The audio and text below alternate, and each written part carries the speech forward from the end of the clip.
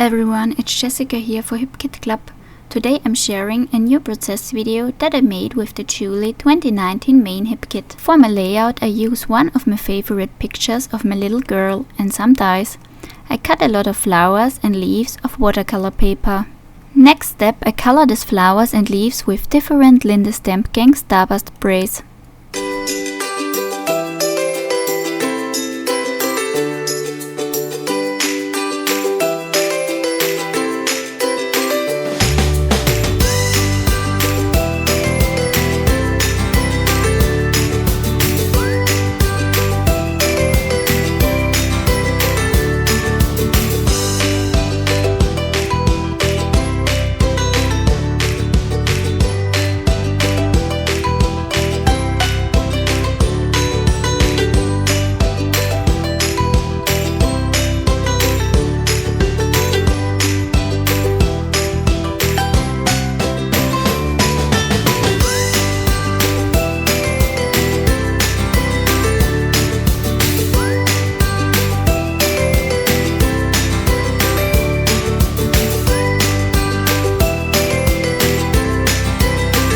Next I sprinkle some drops of Starburst spray over my background and mix it with a lot of water.